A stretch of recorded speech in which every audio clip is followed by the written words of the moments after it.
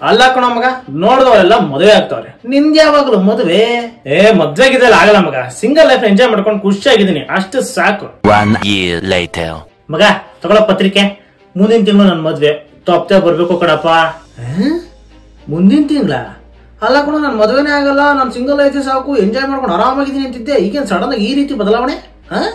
ಅಯ್ಯೋ ಅದ್ ಹಂಗೆ ಬಿಡು ಮಗ, ಎಷ್ಟು ದಿನ ಅಂತ ಸಿಂಗಲ್ ಆಗಿರೋದು? ನೋಡಿದ್ರಲ್ಲ ಇವ್ನ್ ಮೂಡ್ ಹೇಗೆ ಇಂಡಿಗೋ ಏರ್ಲೈನ್ಸ್ ಅವ್ರ ತರ ಚೇಂಜ್ ಆಯ್ತು ಅಂತ.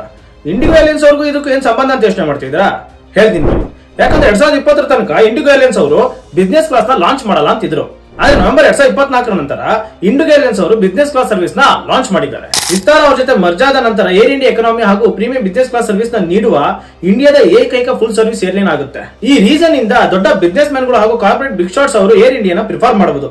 ಸೊ ಈ ಕ್ಲೈಂಟ್ ಬೇಸ್ ನ ಅಟ್ರಾಕ್ಟ್ ಮಾಡೋಕೋಸ್ಕರ ಹಾಗೂ ಏರ್ ಇಂಡಿಯಾಗೆ ಟಫ್ ಕಾಂಪಿಟೇಷನ್ ಕೊಡಬೇಕು ಅಂತ ಇಂಡಿಗೋ ಅವರು ಬಿಸ್ನೆಸ್ ಕ್ಲಾಸ್ ಸರ್ವಿಸ್ ನ ಆಡ್ ಮಾಡಿದ್ದಾರೆ. ಆದ್ರೆ ಇದು ಸದ್ಯಕ್ಕೆ ಕೇವಲ ಸೆಲೆಕ್ಟೆಡ್ ರೂಟ್ಸ್ ಗಳಲ್ಲಿ ಮಾತ್ರ ಅವೈಲೇಬಲ್ ಇರೋದು. ಈ ರೀತಿಯ ಪಾಲಿಸಿಗಳನ್ನ ಚೇಂಜ್ ಮಾಡೋದು ಕಂಪನಿಗಳಿಗೆ ಹೊಸದೇನಲ್ಲ.